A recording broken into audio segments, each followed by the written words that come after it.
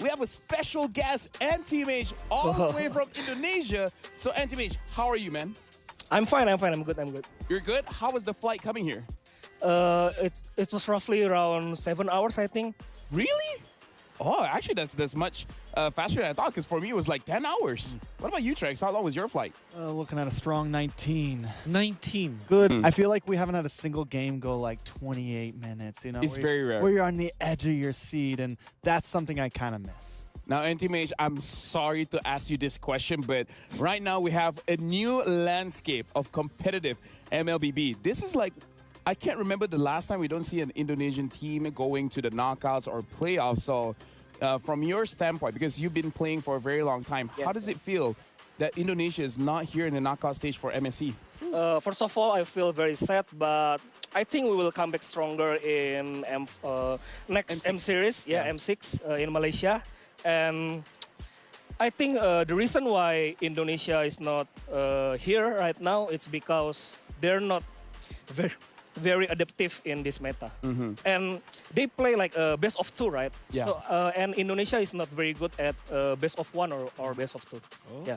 So actually, I want to ask about that, because Indonesia, again, a very strong region. Yeah. Like you said, very strong best of 3, best of 5, Best best of of 5. 7. So what's the big difference between best of 1 and best of 2 compared to the other format?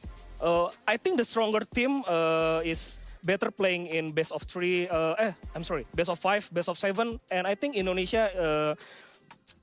I think they got surprised in the group stage.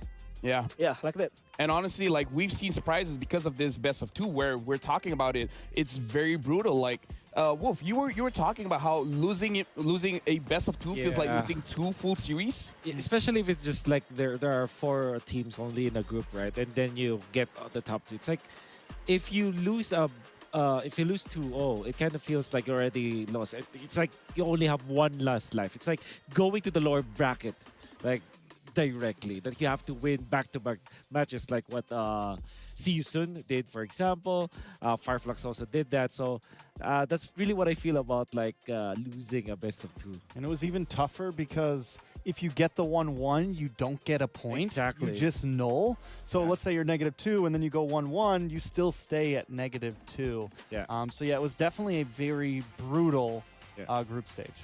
Yeah, no, I totally agree with you.